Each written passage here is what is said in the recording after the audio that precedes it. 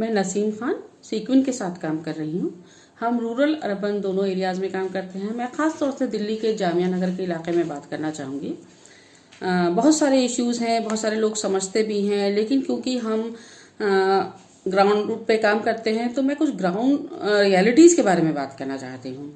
क्योंकि जिस इलाके में हम काम करते हैं वहाँ पे या तो झुग्गियाँ हैं या फिर छोटे छोटे मकान हैं, छोटे छोटे कमरे हैं, किराए पे दिए हुए हैं लोगों ने। लोग या तो रिक्शा पुलर्स हैं या डोमेस्टिक हेल्पर्स हैं या कंस्ट्रक्शन वर्कर्स हैं, उस तरह के काम करते हैं। तो आजकल कोविड-19 की स्थिति में, लॉकडाउन में जो हालात ख़राब हुए हैं उसके बारे में बात करना चाहती हूँ कि लोगों के वेजेस गए हैं, डोमेस्टिक हेल्पर्स का पेमेंट नहीं हुआ है या उनके काम छूटे हैं क्योंकि लोगों की पेइंग कैपेसिटी नहीं है, लोग रेंट नहीं दे पा रहे हैं क्योंकि बहुत सारे लोग उसी रेंट पे सरवाइव करते हैं।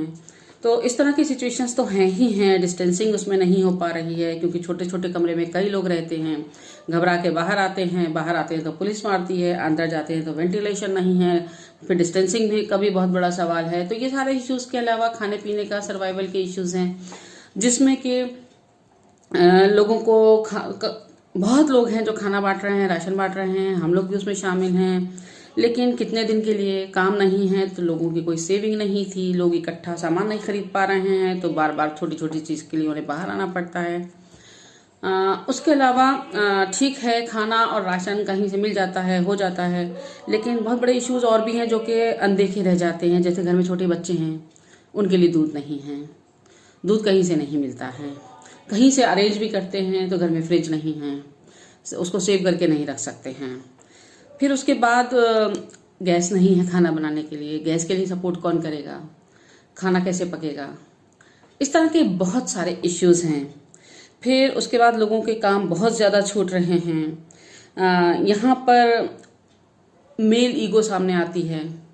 उसमें मेल ईगो में औरत ही खाने का भी इंतज़ाम करके मांग के कहीं से, किसी संस्था से या लोगों से आपस में मांग के लाए, औरत पे ही सारी जिम्मेदारी होती है। फिर इस बीमारी में ख़ास तौर से हम कह रहे हैं कि बार बार हाथ धो, आप घर को सैनिटाइज करो।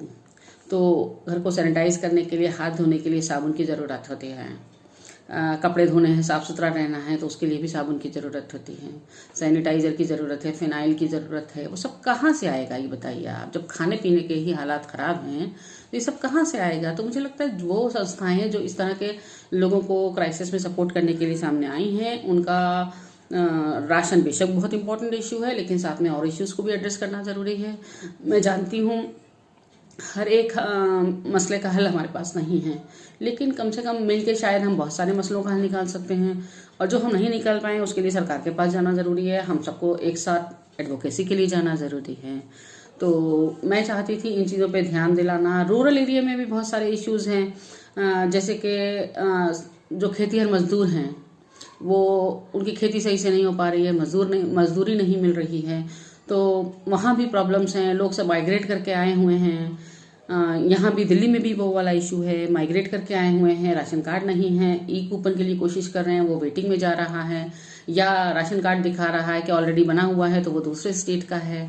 और अगर आधार कार्ड देखते हैं बहुत बार तो फिर वो भी जो है दिल्ली से बाहर का है, तो हम उनको गवर्नमेंट की सर्विसेज उतनी आसानी से नहीं मिल पा रही हैं। अगर खाना बट रहा है, जो फूड डिस्ट्रीब्यूशन सेंटर्स हैं वो घर से दूर हैं, लॉकडाउन की सिचुएशन है, इस तरह के बहुत सारे मिला के इतनी ज़्यादा प्रॉब्लम्स हैं। मुझे लगता है मैं बहुत कम समय में ज़्यादा इश्यूज़ को हाईलाइट करने की कोशिश कर रही हूँ, क्योंकि हम चाहते हैं कि इन चीज़ों की तरफ सबका ध्यान दिलाना और मिलकर इसका सोल्यूशन निकालना। तो we need the support from others who can.